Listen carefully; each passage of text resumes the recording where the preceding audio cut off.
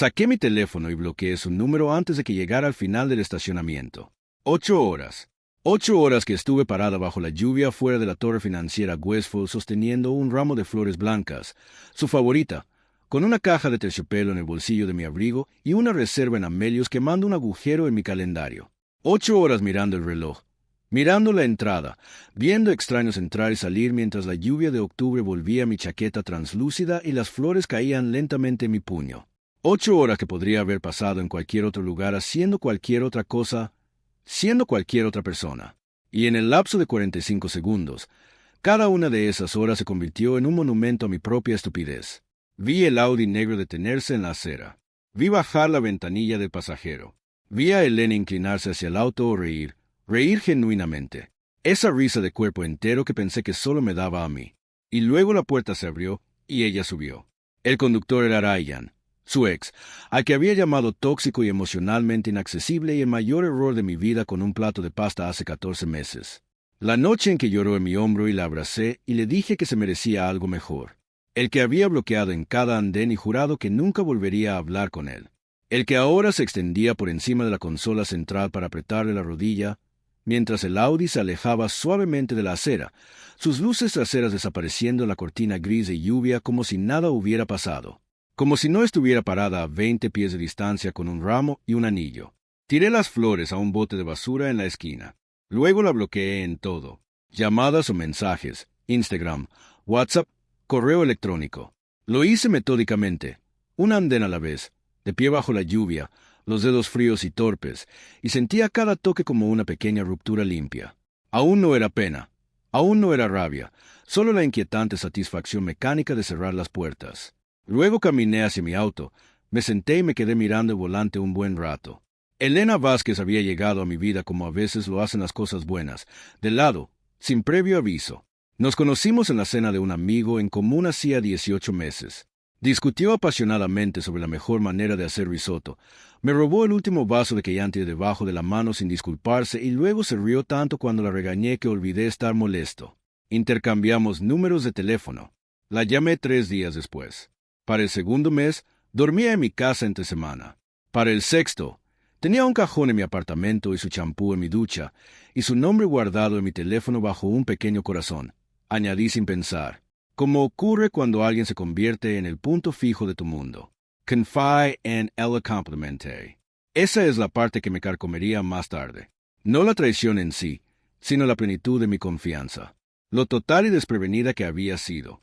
Le había dado acceso a cada rincón de mi vida. Le presenté a mi madre, que la adoraba.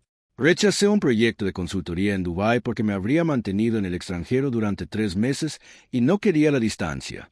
Pasé 4 semanas eligiendo ese anillo, visitando 6 joyerías diferentes, enviándole fotos a su mejor amiga, Priya, para asegurarme de que la piedra era la correcta. Había planeado toda la velada, la sorpresa en su oficina, la cena, y casi todo el paseo por el río donde tuvimos nuestra primera conversación seria. La pregunta que había estado planeando durante semanas. Había sido feliz. Una felicidad genuina y vergonzosa. La clase de felicidad que te hace pensar que el universo finalmente está cooperando. 2 semanas antes de aquella tarde lluviosa, me había besado en la puerta antes de irse al trabajo y me había dicho, «Te quiero, Noah». Lo sabes, sin que nadie se lo pidiera, y yo había sonreído toda la mañana. Esa noche saqué la caja del anillo solo para mirarla, sintiéndome como un idiota en el mejor sentido de la palabra. Y ahora esto. Empezó a llamar desde un número desconocido a las 9 de la noche. Me quedé en mi apartamento, todavía mojado por la lluvia, todavía con la camisa puesta, y vi cómo la pantalla se iluminaba 3 veces antes de apagarse. Entonces llegó un mensaje a un nuevo número. «Noah, por favor, contesta. Puedo explicarte». Mary luego otro. «No es lo que crees». Entonces te vi. Te vi ahí de pie. «Por favor, déjame explicarte». Leí los 3 mensajes. Luego bloqueé ese número también. La explicación que llegó a la mañana siguiente por correo electrónico, porque claramente se había quedado sin formas de contactarme. Tenía 4 párrafos y contenía frases como, «Simplemente pasó y estaba confundido y nunca quise hacerte daño». Raya me contactó hace 2 meses y no sabía cómo decírtelo. 2 meses. Llevaba 2 meses viéndolo, o al menos entreteniéndolo, mientras yo elegía su anillo. Mientras yo rechazaba Dubái, mientras ella me besaba en la puerta y me decía, «Te quiero, Noah, lo sabes». Leí el correo una vez y lo archivé sin responder. Mi amigo Daniel llamó esa noche. Había oído. Las noticias corren rápido en un círculo social pequeño, y al parecer alguien que conocía a alguien que lo conocía me había visto bajo la lluvia fuera de su edificio. Vino con whisky y esa lealtad furiosa que solo los viejos amigos pueden mostrar. «Te ha estado mintiendo 2 meses», dijo, como si necesitara asegurarse de que yo entendiera la gravedad de la situación. «Lo sé», dije. «Tenías un anillo». «Lo sé, Noah». Me miró.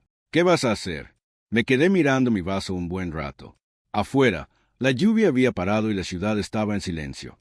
«Todavía no lo sé», dije, pero incluso mientras las palabras salían de mi boca, algo ya estaba cambiando. El dolor era real. No fingiré que no lo era. Se asentaba en mi pecho como una piedra, pesado e inamovible. Y en los primeros 2 o 3 días, me moví por mi apartamento como un fantasma, comiendo mal, durmiendo peor, encontrando sus cosas en los rincones. Una goma para el pelo, un libro de bolsillo, una taza que había traído, y teniendo que ponerlas en algún lugar fuera de la vista antes de poder funcionar. Llamé al trabajo diciendo que estaba enferma al segundo día, algo que nunca hago. Me senté en el suelo de mi cocina a las 2 de la mañana, comiendo cereales y sintiéndome profundamente mal por mí misma. Pero el dolor, estaba descubriendo, tiene un techo, y debajo de él, en algún punto, está el suelo. Y el suelo está hecho de algo mucho más duro. Para el 4.º día, ya no estaba triste. Estaba furiosa. Esto es lo que sabía.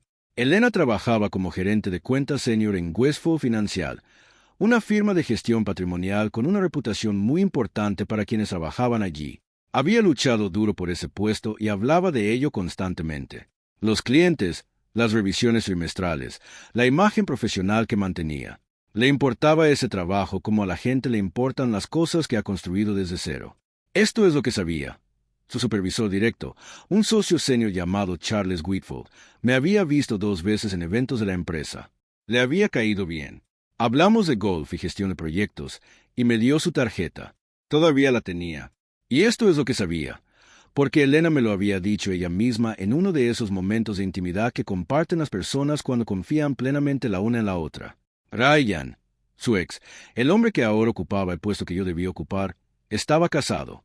Se había casado hacía 11 meses con una mujer llamada Diane, a quien Elena había descrito como dulce pero despreocupada. Vivían en Ridgewood. Diane, según Elena, no tenía ni idea de que Ryan había pasado la mayor parte de su compromiso guardando silencio. Vigilaba a Elena, le enviaba mensajes ocasionales, manteniendo un hilo de conexión que nunca había cortado del todo. Diane merecía saberlo. La encontré en LinkedIn en unos 4 minutos. Trabajaba en administración sanitaria. Su foto de perfil la mostraba sonriendo en lo que parecía ser un evento benéfico. Se veía exactamente como Elena me había descrito, rostro franco, sonrisa genuina. No tenía ni idea. Redacté el mensaje con cuidado. No le di importancia ni lo editorialicé. Expliqué lo que había presenciado el 14 de octubre frente a Westfall Financial, aproximadamente a las 18:45. Describí el coche. Describí el lenguaje corporal al mencionar que tenía motivos para creer que el contacto entre Ryan y mi expareja llevaba al menos 2 meses.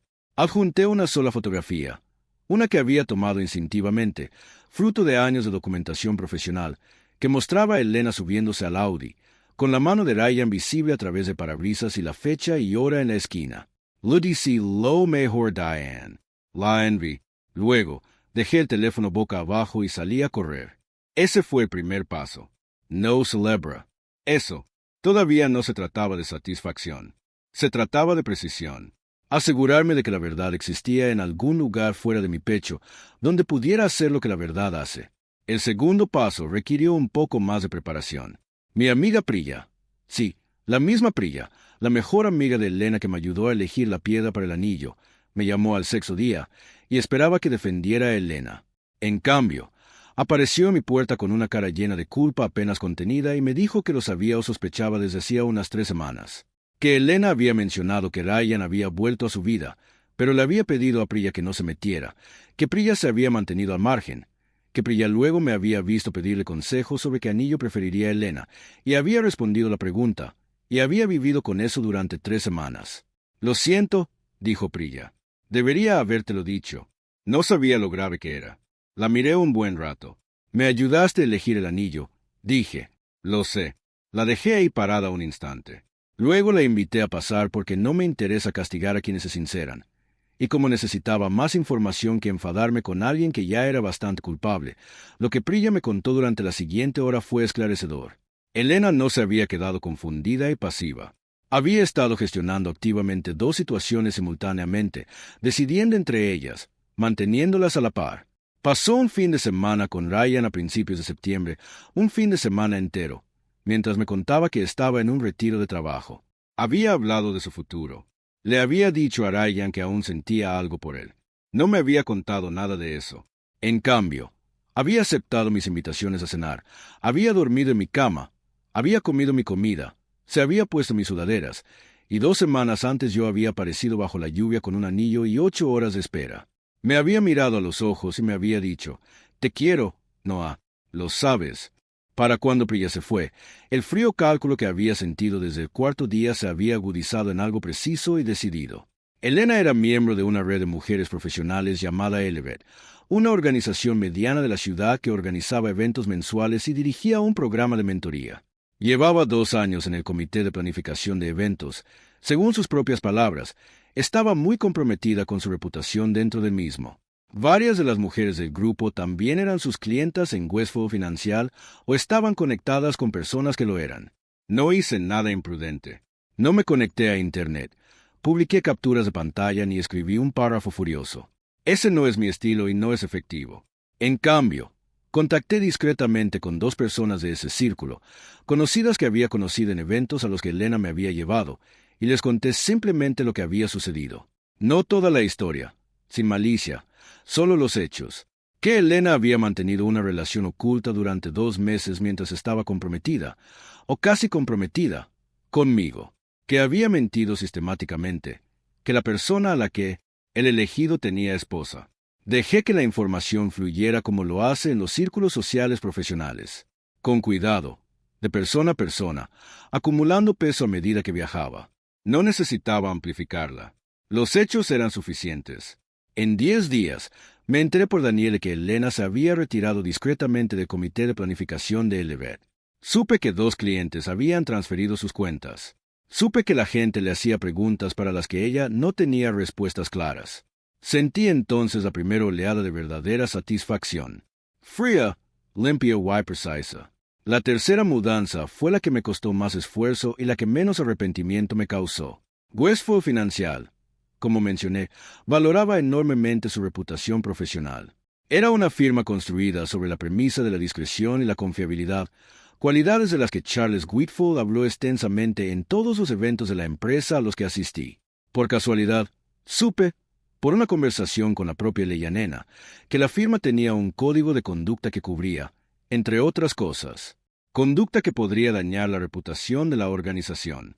Sé que Leyanena tenía un cliente importante, una cuenta patrimonial familiar que administraba personalmente, cuyo patriarca era un hombre tradicional y profundamente conservador de unos 70 y tantos años llamado señor Alverson, quien también tenía 2 hijas en la cuenta, y quien, en una cena de empresa a la que asistí, expresó opiniones sobre la integridad personal que no dejaban lugar a ambigüedades. No contacté con el señor Alverson. Eso habría sido excesivo y selectivo. Lo que sí hice fue enviar un breve correo electrónico profesional a Charles Whitfield. Usé su tarjeta. Mencioné nuestras reuniones. Le expliqué que había mantenido una relación seria con una de sus gerentes de cuenta senior y que había descubierto que ella había incurrido en una conducta que consideraba relevante para los estándares profesionales de la firma. En concreto, un engaño de 1 mes, llevado a cabo mientras yo creía que teníamos una relación seria, agravado por el hecho de que su interés romántico alternativo era un hombre casado. No lo amenes. No le hice exigencias. Simplemente le di la información y le dejé la decisión a él. Nunca recibí respuesta directa de Whitfield.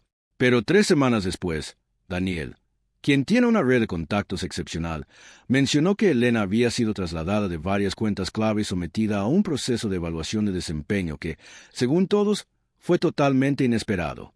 3 traslados, cada uno con un objetivo claro, cada uno basado en hechos, no en la ira. cada uno con consecuencias visibles y mensurables. No fingiré que no sentí nada. Sentí mucho, pero no fue la satisfacción frenética y apasionada que se ve en las películas. Fue algo más silencioso. Fue el alivio específico de alguien a quien le han arrebatado algo con mentiras y que ha elegido responder no con gritos, sino con la verdad, transmitida con cuidado a las personas más capacitadas para actuar en consecuencia. En algún momento en medio de todo esto, cuando la adrenalina de planificar y ejecutar había comenzado a estabilizarse, el dolor regresó con una forma diferente, menos agudo que la primera ola, más disperso, más solitario. Llevaba 18 meses con Elena. No dejas de necesitar a alguien simplemente porque resultó ser otra persona. No dejas de sacar el teléfono para contarles algo gracioso que pasó. No dejas de despertarte y haberlo olvidado por medio segundo. Olvidar y recordar se convierte en su propia tortura. Y no hay un plan de venganza que lo aborde. Solo tienes que sobrevivir día a día hasta que el hábito se desvanezca. Volví al gimnasio. No por razones de venganza corporal, aunque no fingiré que no se me pasó por la cabeza, sino porque necesitaba un lugar donde poner la energía que no tenía dónde ir. Corría por las mañanas. Dormía mejor. Empecé a cocinar de nuevo, lo cual no había hecho mucho mientras Nena estaba cerca porque siempre había sido particular con la comida y yo había optado por sus preferencias. Preparaba las cosas que quería. Comía a veces. Elegía pequeñas libertades que comenzaron a sentirse gradualmente como una recuperación. Mi madre llamaba más a menudo. Había visto a Elena varias veces y tenía preguntas que desviaba educadamente, y ella entendía lo suficiente como para no presionar. Una vez me envió comida, lo cual fue vergonzoso y también el mejor regalo que he recibido.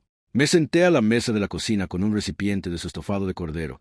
Me lo comí entero y me sentí brevemente amado sin condiciones. Volví a un proyecto de carpintería que había abandonado en mi habitación de invitados unos 6 meses después de empezar a salir con Elena. No había sido cruel, pero me había dejado claro que no era su forma favorita de pasar el tiempo y el espacio del apartamento. Lo había dejado de lado sin hacer mucho ruido. Ahora lo saqué, lo preparé como es debido y volví a trabajar por las noches, y el enfoque específico de hacer algo con las manos resultó ser el antídoto perfecto para el ruido en mi cabeza. Daniel y yo volvimos a cenar como es debido, como habíamos perdido durante mi relación. Reaparecieron otros amigos, gente con la que había estado menos disponible, gente que no hacía preguntas y simplemente aparecía. Mi mundo, que se había contraído alrededor de Elena, comenzó a expandirse lentamente de nuevo, llenándose de nuevo con las cosas y personas que había dejado retroceder.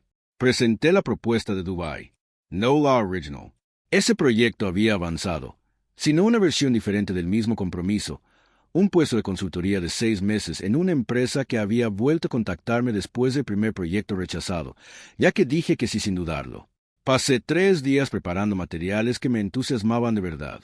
Me dieron el puesto. 2 meses después del aparcamiento lluvioso, reservé un vuelo a Dubái. Fue en la sala de embarque del aeropuerto, con los auriculares puestos, el café en la mano, la tarjeta de embarque en el móvil, genuinamente despreocupada por primera vez en semanas. Esa Elena me encontró. No sé cómo supo que estaba allí. Alguien se lo dijo a alguien, probablemente. Vino por mi derecha y se sentó en el asiento vacío a mi lado sin preguntar, y la oí decir mi nombre antes de verla. Me quité los auriculares. La Meyer. Los meses no la habían tratado con benevolencia, o mejor dicho, las consecuencias de sus propias decisiones habían erosionado su rostro.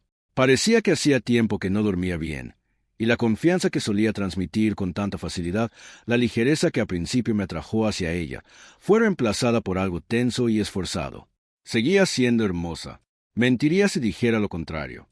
Pero había un agotamiento subyacente que ninguna presentación podría disimular por completo. Yo, en cambio, salía para Dubái en 1 hora. Llevaba una camiseta que me gustaba. Había corrido mucho esa mañana. Estaba relajada como se relaja la gente cuando su vida toma la dirección que ha elegido. Noah, repitió. Por favor, solo necesito 5 minutos. La miré como se mira algo desde la distancia. Sin crueldad, sin frialdad, solo con la claridad de quien ha procesado completamente una situación y la ha superado. Puedes hablar, dije. Hablé. No me voy a ningún lado en 1 hora más. Ella habló. Dijo todo lo que la gente dice en estos momentos, y lo dijo con lo que parecía una angustia genuina, lo cual creí porque no creo que su dolor fuera fingido. Ryan lo había terminado casi de inmediato, semanas después de aquella noche en el estacionamiento. Su esposa se enteró y el matrimonio se derrumbó. Como consecuencia, él aparentemente decidió que el problema era Elena, no su propio comportamiento, y la cortó de raíz. Había perdido las cuentas en el trabajo. El comité Elevat había sido una vergüenza de la que aún se estaba recuperando. Varios amigos se habían distanciado. Lo perdí todo, dijo. Te perdí, y perdí el trabajo por el que tanto trabajé, y perdí el respeto que me llevó años construir. Y Ryan se fue. Siempre iba a irse. Creo que en algún lugar lo supe, y simplemente... Su voz se quebró. No tengo excusa, Noah. No estoy aquí para darte una. Solo necesito que sepas que eras lo mejor que tenía y lo destruí. Lo siento mucho. Haría cualquier cosa. Haría absolutamente cualquier cosa. Lo escuché todo. La dejé terminar. No la interrumpí. En mi burro. En apart la mirada. Cuando terminó, me senté con mi café y la miré fijamente. Creo que lo sientes, dije. Creo que estás sufriendo. Creo que la pérdida es real y creo que el arrepentimiento es real. Pero Elena, hice una pausa. Estuve bajo la lluvia durante 8 horas para llamarte. Te fuiste con él sin siquiera mirar atrás. Me mentiste Randy dos meses. No de forma confusa, no de forma ambivalent. Me miraste a la cara y dijiste que me amabas, y seguiste mintiendo, ni una sola vez. Docenas de veces. Volví a tomar mi café. La versión de ti que hizo eso es la versión real. El remordimiento que sientes ahora también es real. Pero no es algo con lo que pueda hacer nada. Sus ojos se llenaron de lágrimas. Sé que no merezco otra oportunidad. No te lo pido. Solo quería disculparme como es debido y quería saber si lo estoy haciendo bien. Dije, lo cual no fue cruel. Simplemente era cierto. De hecho, hoy me voy del país por un proyecto que me entusiasma mucho. Mi vida es buena. Ya no estoy enojada contigo, que es lo más sincero que puedo decirte. La miré fijamente. Pero esa puerta está cerrada para siempre. Y no porque quiera que sufras. De verdad que no. Solo quiero ser honesta contigo. Quizás por primera vez en mucho tiempo. Porque no estás recibiendo esa honestidad en ningún otro lugar ahora mismo. Ella asintió. Una lágrima se deslizó por su rostro y la dejó caer, lo cual fue lo más honesto que la había visto hacer. Yo me volví a poner los auriculares, sin desdén, como una clara señal final. Se quedó allí sentada un momento más. Luego se levantó y se alejó, y la vi irse, y no sentí nada más que un silencio inmenso y tranquilo. Anunciaron mi grupo de embarque 10 minutos después. Me levanté, recogí mis cosas, tiré mi taza de café a la papelera y caminé hacia la puerta de embarque. No Meyer Truss. 14 meses después, escribo esto desde un apartamento en una ciudad en la que nunca había estado antes de reservar ese vuelo, en un edificio con azotea desde donde veo la puesta de sol sobre un horizonte que aún me sorprende con su belleza. Y la consultoría salió bien, tanto que el contrato se prorrogó 2 veces. Y desde entonces he aceptado un segundo cliente. Y he formado un pequeño equipo a mi alrededor de que estoy realmente orgulloso. Corro casi todas las mañanas. La carpintería ha continuado. Hay una mesa auxiliar a medio terminar en un rincón de mi salón a la que volveré este fin de semana. No estoy con nadie nuevo. Quiero ser sincero al respecto porque las historias que uno escucha siempre terminan con alguien. Se acerca la mejoría, y no creo que esa sea la forma necesaria de recuperación. He tenido citas. He conocido gente que me ha gustado. No estoy ni cerca de eso.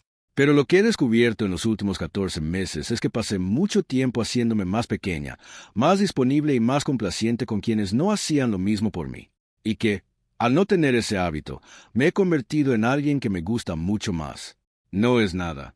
De hecho, es la mayor parte. A veces oigo cosas, como se oyen cosas de círculos sociales superpuestos, de las que no has escapado del todo. El matrimonio de Ryan terminó de forma totalmente pública. Al parecer, se ha mudado. Elena, que se sepa, sigue en Westfield Financial, pero con menos capacidad, todavía recuperándose de las consecuencias profesionales. No le deseo ningún mal. Tampoco la reviso. La información llega de vez en cuando, como el tiempo, y la dejo pasar sin detenerla ni buscar más. El anillo sigue en su caja, en un cajón de mi antiguo apartamento, que ya es subarrendado. Me ocuparé de ello con el tiempo. Ya no significa nada para mí, ni pena, ni amargura, ni solo un objeto físico que sobrevivió a la intención que lo construía. Lo venda. Quizás se lo dé a mi madre, quien probablemente apreciaría el gesto. Aún no lo he decidido. Lo que he decidido, lo que 14 meses de aire puro, distancia y auténtico progreso han convertido en certeza, es esto. La versión de mí que estuvo bajo la lluvia durante 8 horas era una buena persona haciendo algo amoroso. No me arrepiento de él. No me burlo de su confianza ni de su esperanza. Operó con la información que tenía, y la información era errónea. Pero el impulso era correcto. La capacidad para ese tipo de amor no es un defecto. La persona que lo recibió descuidadamente fue el problema. Y era suya, no mía. Perdí 18 meses. Gané algo que no puedo nombrar fácilmente. Una agudeza, una claridad, un conocimiento de lo que aceptaré y lo que no, que antes no tenía. De alguna manera, conozco mi valor. Eso solo se logra al dejarlo ir y luego recuperarlo uno mismo pieza a pieza, carrera a carrera, movimiento a movimiento. Hay una vista desde mi azotea que intento no dar por sentado. Cada noche, cuando la luz se tiñe de un naranja particular sobre el horizonte, subo con algo de beber y simplemente me quedo mirándola. Y me siento, sin ironía ni actuación, como alguien que salió, no como alguien que sobrevivió a algo, como alguien que salió y construyó algo mejor y está exactamente donde siempre se suponía que debía estar. Gain.